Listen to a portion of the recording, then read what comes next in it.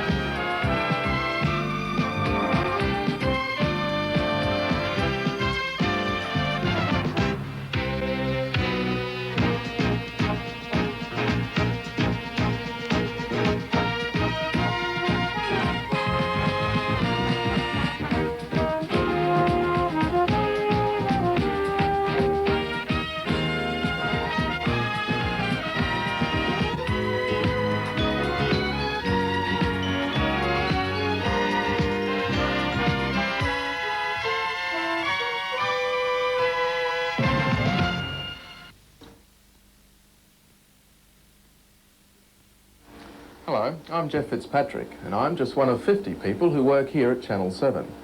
When you sit at home in your lounge rooms watching TV, you see only the tip of the television iceberg. Behind the scenes, there's a whole team of directors, cameramen, audio operators, technicians, and office staff, making up 5 different departments. It's their combined effort that makes television work. But before we show you how it all happens, let's turn the clock back 21 years and see how television in central Queensland first started.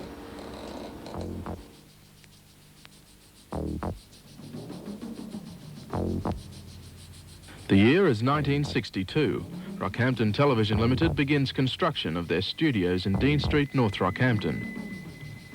Broadcasting licence and development capital acquired, the company aims for a starting date in the middle of the following year. RTQ7 will be the 3rd commercial television station in Queensland, outside Brisbane. For the people of central Queensland, television is a long time coming.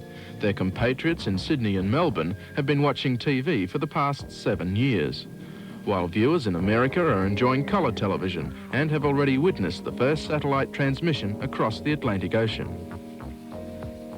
Japan has had colour television for 2 years, and for people in Europe and Britain, television is old hat.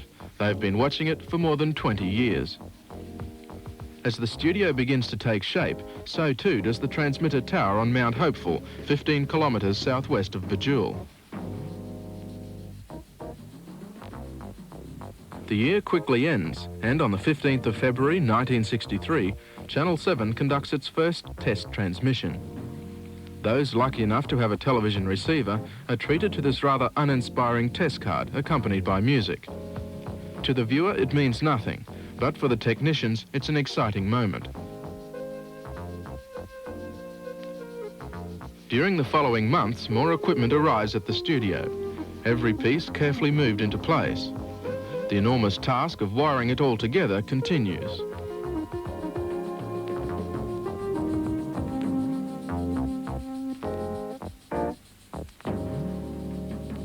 Finally, on Saturday, the 7th of September 1963 at 7 p.m, RTQ Channel 7 opens for business. The first night's viewing is preceded by a series of addresses by Chairman of the Board of Directors, Mr. Alex Dunn, Mayor of Rockhampton, Mr. Rex Pilbeam, and the Postmaster General, Mr. Charles Davidson.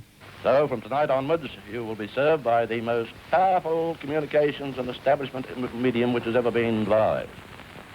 You will be sitting at ease in your own home, and you'll be able to watch sporting events, the news of the world, movies, educational programs, some live artist shows, and other programs. Now, this brings me to a most important point. This fact that TV programs go right into the home to be shared by all members of the family places a great responsibility on station management. I'm sure, however, that the management of this station is fully alive to this responsibility and consequently will plan its programs accordingly. I mustn't forget to acknowledge the work of the Commonwealth Government and the assistance they've given to this local station. I'd like to thank the Honourable Mr. Charlie Davison, the Postmaster General, for coming slumming to Rockhampton on this occasion and officially opening Channel 7 in this area, station I'm not familiar, RTQ, Channel 7. I'm very pleased to be here, and I think this is a great day for Rockhampton. The success of RTQ7 will largely depend on the support it receives from advertisers in the viewing area and from national sources. We plan to provide our viewers with quality and interesting programs. Emphasis will be placed on community service and due regard given to the part which television can and should play in the lives of the people within its viewing area. We are also very happy in the knowledge that this station will afford an opportunity for the people living in country areas in central Queensland to enjoy television equally with those living in the larger centres. The television signal on that opening night left the studio in Dean Street, North Rockhampton, and travelled 40 kilometres south to the transmitter site here at Mount Hopeful, the highest peak on the D range. From the aerials atop this tower, some 800 metres above sea level, television reached out to central Queensland for the first time.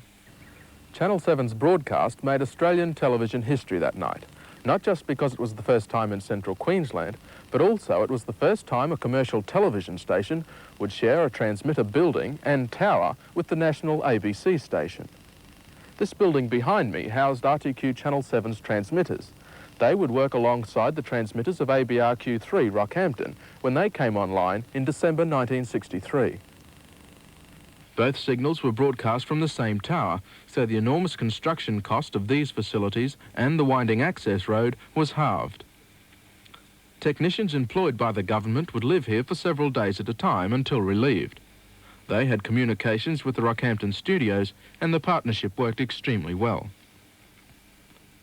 Government technicians would be responsible for the day-to-day running of both transmitters, but still the autonomy of the two broadcasters was maintained, as Postmaster General Charlie Davidson was quick to point out in his opening address.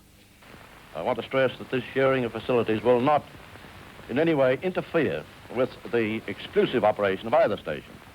When the national station comes on the air here in December next, then each station will operate independently of the other. And so you will get the dual service which it is the government's policy to provide for viewers. Well, after the official opening, Rockhampton's first television broadcaster got down to the business of entertainment. If you were watching that night, you would have seen highlights of the inaugural Capricana Parade, which included the first of our now infamous commercial breaks.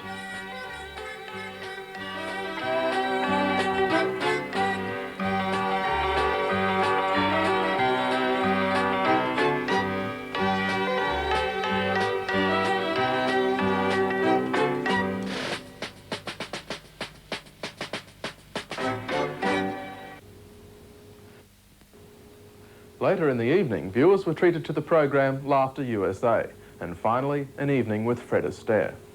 That first night's transmission, lasting 5 hours, was plagued by a series of transmitter hiccups and malfunctions, some teething problems that would soon be ironed out.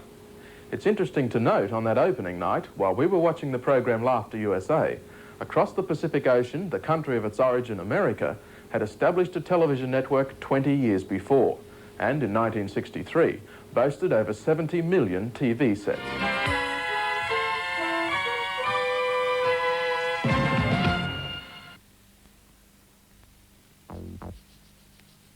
Television in the early 60s was produced in two ways. The programs were either replayed off 16mm film or broadcast live from Channel 7 studios. Any program that wasn't made locally was released on film, just like the movies and the newsreels being shown in the cinema. This telecine chain, made up of two 16mm projectors, would convert the film into a television signal, which basically involves projecting the film onto a television camera. This principle is still used today. These are some of the programs we were watching in the mid-60s.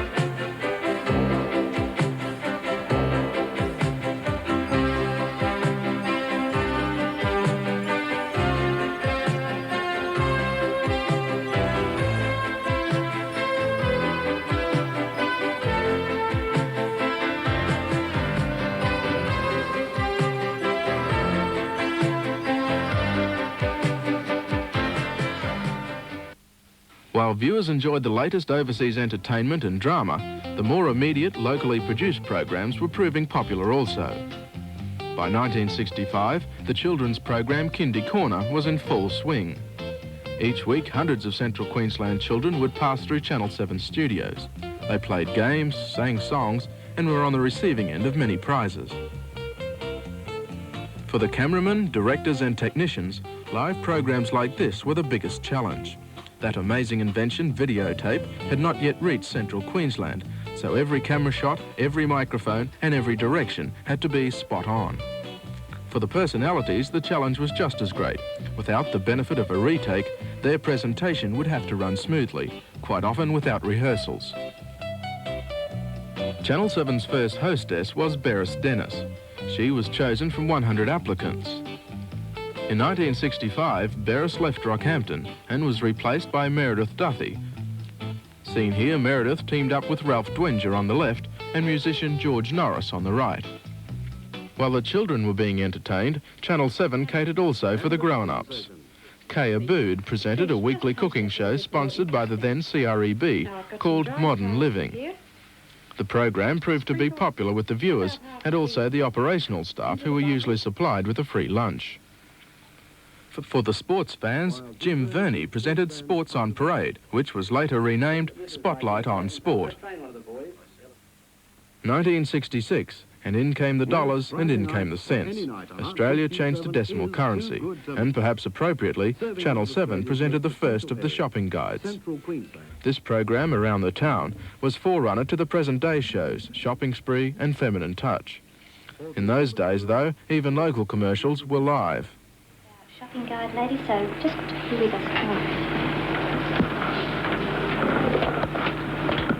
From Roland Co. this week, we have some rather exciting little knickknacks. Meanwhile, viewers were kept up to date with the news. RTQ provided a regional news service 5 days a week, as well as a national newsreel every Sunday night.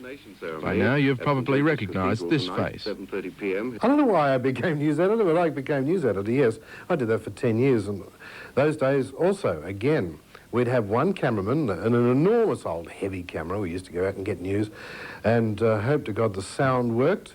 And we had optical sound, we had magnetic stripe when we got terribly modern. And you go out and get your news, you'd cut, edit, write your stories, then front up in this room here, in this studio, and read your news that night. We did a lot of live shows, direct, no recording. We didn't have sophisticated things like recordings, and everything had to be done live. So the sort of thing that happened, you get up at 6 o'clock in the morning, be here at 7, paint your backdrop, help put the furniture up or the set, and then you go home, have breakfast, get all dressed, and come back and do the show. And things like that used to go on. It was the peak of your rock and roll era, and a lot of rock groups used to come here. There was Lonnie Lee and Normie Rowe and a whole lot of other guys and gals used to come in here, and we'd hire them, and they loved the exposure. We'd put a set up and cost us £3 or £4 with old props and things. We'd paint bits and pieces of cardboard and whatever to make a different backdrop. And you do the whole thing in one take. No such thing as videotapes. And they'd come through. There would be Normie Road this Wednesday night, and on Saturday of next week you would have somebody else who was coming through doing a show at the Winter Garden or the Liberty or the Old School of Arts. Near the end of 1967, RTQ took delivery of its first videotape machine. This Sony recorder, using 1-inch wide magnetic tape, was followed by a 2-inch version manufactured by Ampex. The idea of recording a television signal on magnetic tape had been tossed around for years, but in 1956, the American company Ampex was first to provide a workable system. The advent of videotape would change the production techniques of television. Some programs which previously ran live could now be recorded, and gradually programs and commercials began circulating the country on videotape.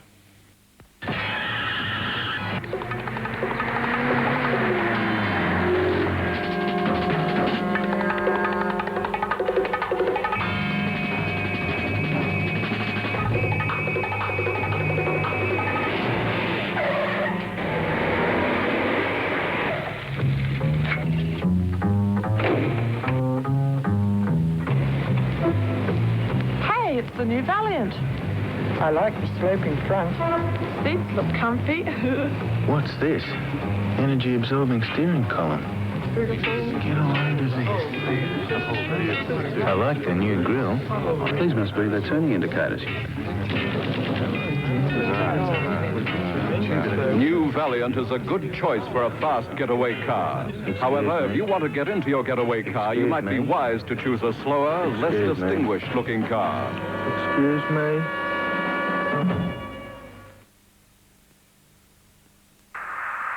At the foot of the ladder, the limb footbeds are only depressed in the surface about 1 or 2 inches. July 21, 1969. 400,000 kilometres away, the Eagle had landed. It's one small step for man, one giant leap for mankind. Not only was it a giant leap for mankind, it was also a giant leap for telecommunications.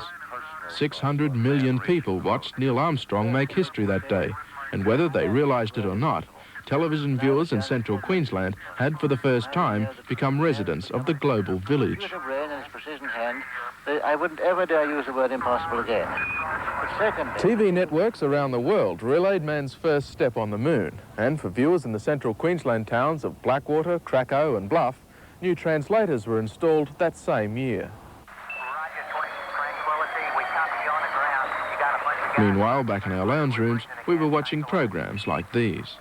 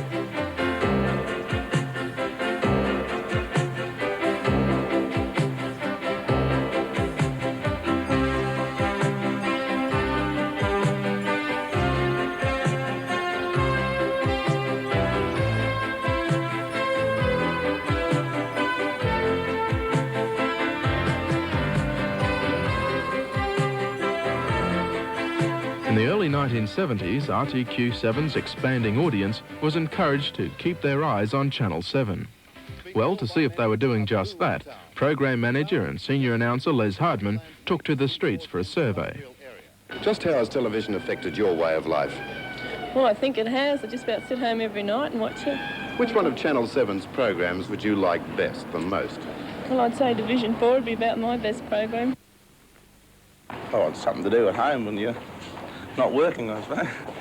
How has television affected your domestic way of life? Oh, I love it. It's very nice. I find it very, very handy and a good company to me, especially when I'm on my own now. What sort of entertainment program do you prefer? Oh, pretty varied, really. I suppose usually what the kids are watching. Do you like the likes of, say, the Roadrunner? Oh, no, I'm usually on the local when that comes on. Television reception in Gladstone was improved in 1971 when this translator was installed on Maunalaw Hill. A translator simply receives the original signal, amplifies it, then rebroadcasts it on another frequency to avoid interference, in this case, Channel 10. During the next 3 years, RTQ7 increased its daytime viewing hours on Tuesdays and Wednesdays, when they started broadcasting at 2 o'clock in the afternoon. Very possibly. But you may have regained a certain novelty appeal since those days. How do you mean? Well, a man doesn't like beans for every meal, does he? Cops, New York's finest. Angus? Tom? Don? Give me your attention in there. This is the police. We're not coming out! You hear me? We're not coming out till this man is dead! Angus will surely kill that man if you don't get somebody in there close enough to him to bring him back to his senses. Maybe you better let me go inside and try to do that. What are you going to do? Blow them out of there? Yes, if that's what it takes to save that man's life. The next major change took place in July 1974, when Channel 7 first relayed the National 9 News direct from QTQ9 Brisbane.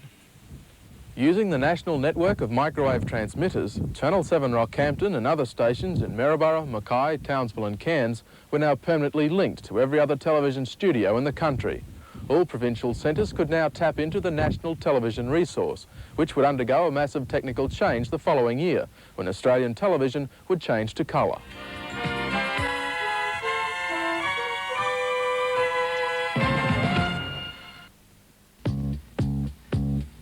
The 1st of March 1975, Australian television finally changed to colour. The industry had been gearing up for more than a year, and the long-awaited transition happened without a hitch. Viewers were quick to respond to the new colour service. Electrical retailers had stocked up on colour receivers and found a ready market here in central Queensland. The arrival of colour was achieved at enormous cost for television stations around the country. Almost all existing black and white equipment was instantly made redundant. For the technicians, it was back to the schoolroom to learn new theories and installation techniques. Nowadays, colour television has lost its novelty. It's an accepted way of life.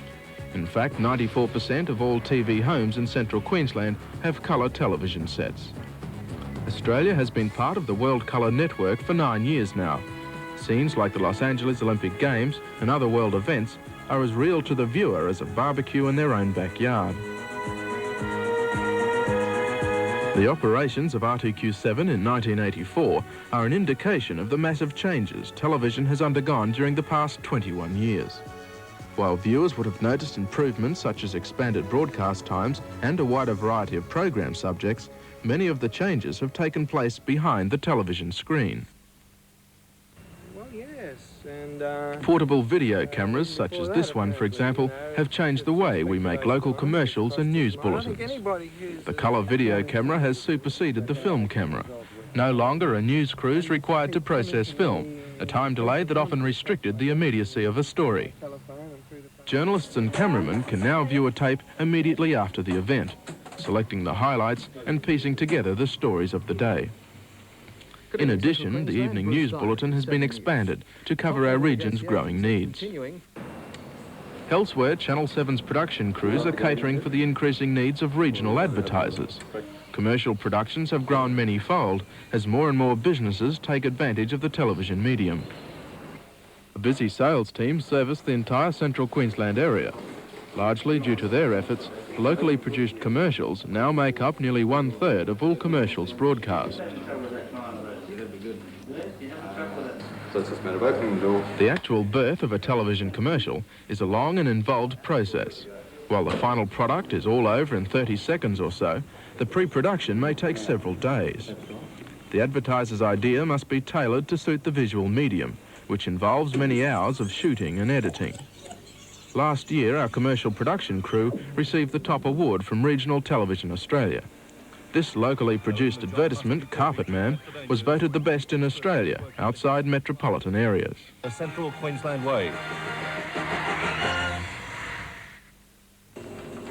The studios of RTQ7 are in constant use.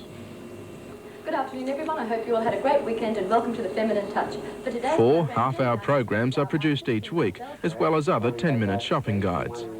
Programs like Feminine Touch and Shopping Spree give local retailers greater access to the central Queensland market, and in doing so, provide viewers with an up-to-date summary of products and services available.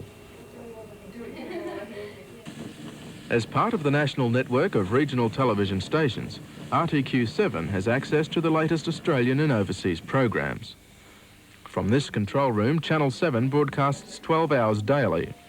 That's a total of 84 hours a week, which must be filled with a wide cross-section of program types. If regional television stations come in for criticism, it's usually aimed at programming departments. It's their unenviable job to keep all viewers happy. In the 1860s, then United States President Abraham Lincoln said, "You can please all people some of the time and some people all of the time, but you can't please all of the people all of the time." He could easily have been talking about television programming 100 years later. You sit there at the screenings in Sydney and think, that's going to be a beaut show. Yes, we'll buy that. 22 episodes that last 4 weeks, sometimes 10 if you're lucky. It's changing attitudes of the public that you've got to follow through on all the time. If you smell that they're going to drop situation comedies, or you smell they're going to drop Dallas, it's going to become a failure, you also must get it out of your system, in and out as soon as possible. Years and years ago, cops and robbers were the thing. Australian cops and robbers, we had Division 4, we had Homicide and a whole lot of others. They were very, very popular. There is one on the market today that's doing any good and won't be seen here until next year, made by the O10 network. This is something you must follow up all the time. What is firing? Can we buy it? Where can we slot it? Now, when you've got 3 channels in Australia making series, and you've got 20 overseas making series, all programming, you've got to pick the best out of those. And believe you me, when you sit down in that big room in Sydney and watch the stuff coming out of the fun factories and the drama factories out there, and you see the things that we reject, you would not ever complain of what we've got on television. Buying a television program is only half the job.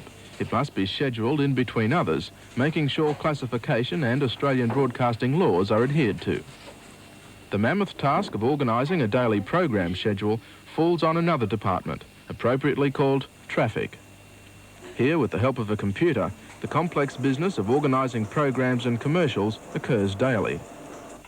This is where the day's television is born, in the form of an operations log. Around this computer printout, the entire station revolves. Every program segment, every commercial and every station promotion is carefully timed, then arranged into the day's total package. The backbone of any television station is, of course, the engineering department. It's these technicians who keep Central Queensland Television running. RTQ uses the latest state-of-the-art television equipment, and technicians are constantly required to keep abreast of the ever-changing technological advances.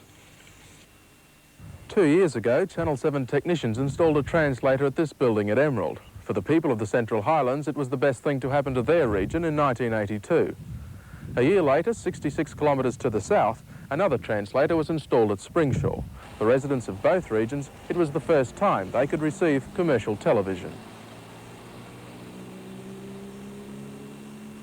Meanwhile, back at Mount Hopeful, where the signal originates, more changes occurred. RTQ7 purchased new transmitters to replace the original ones, working alongside those of the ABC. In June 1983, a broadcasting partnership lasting 20 years came to an end. Channel 7's new transmitters were located in this building, just 200 metres away from their original spot. Now the two 10-kilowatt transmitters are operated by remote control from a control room in Rockhampton. Nobody works here, except for routine maintenance crews who visit now and then.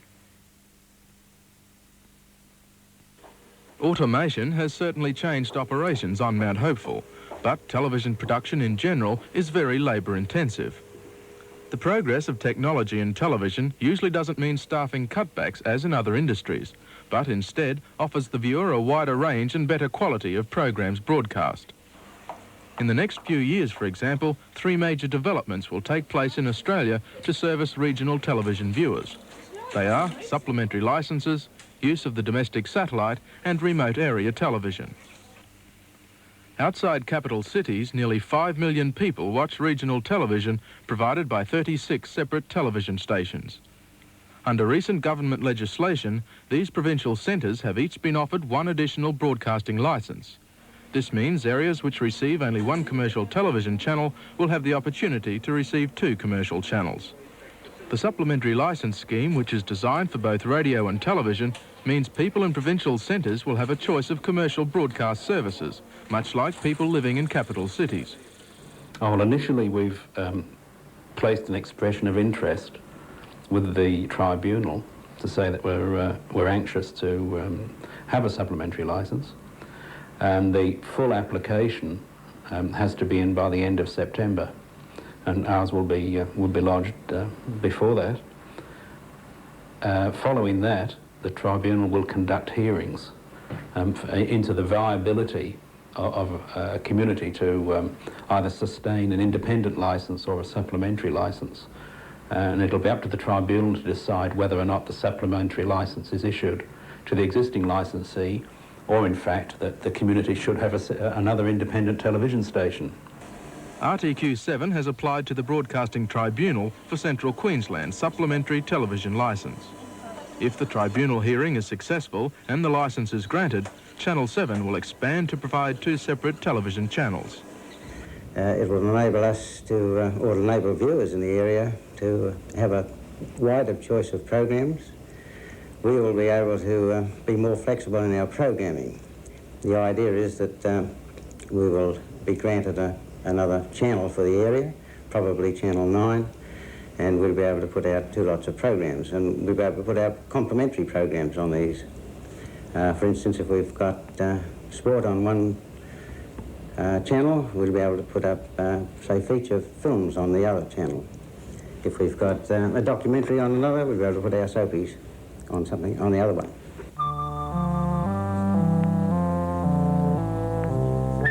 The supplementary licence is also designed to complement another major communications project, Australia's domestic satellite. Next year, in July and October, AUSAT will launch 2 satellites into geostationary orbit above Australia.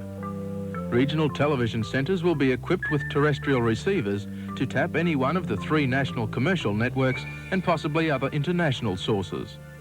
At the moment, if we want to relay anything from the south, the Queensland stations have all got to get together and decide on one program if there's a clash of times. So that when we only got the choice of the one program then. But with the satellites, we'll be able to select from any station in Australia that has satellite transmission facilities, so that we'll be able to pick up if the Davis Cup, for instance, clashes with a cricket match, we'll be able to pick up both and either show them on both stations or save one for broadcast later. The third new project for provincial television is their proposal to service those people in remote areas. Regional television companies in Queensland have joined forces with the Queensland Government to use a transponder on one of the satellites to provide commercial television to residents in the remote northeast of Australia. Receiving dishes would be set up in isolated homesteads or communities, which could receive the signal direct from the satellite. The proposal has been submitted in detail to the Australian Broadcasting Tribunal. And the regional stations will provide a commercial television service for the remote areas from 5 till midnight, Monday to Friday, and from 2 o'clock on Saturday and Sunday. And the government will use the transponder for other things, for government uses. All these new developments take time. The outcome of Central Queensland's licence application may not be known for more than a year, and Queensland's submission for remote area services is yet to be confirmed. But in little over a year's time, Australia's domestic satellites will be fully operational, and RTQ will have established an Earth station at the studios in Dean Street. In the immediate future, though, residents of Boyne Island and Tannum Sands will benefit from the new UHF, or ultra-high frequency translator, due to come online next month. The Boyne Island translator has been installed to cover viewers in the shadow of the hills to the west of Boyne Island, Tannum Sands, who aren't receiving a good service from our Mount Hopeful parent transmitter. Oh, well, all the other translators we've got are on VHF. The existing VHF channels are down around 200 megahertz. The UHF channels start at 400 megahertz, go up to 800. It's a much higher frequency. You need a different aerial, and you need a TV set that has a UHF tuner.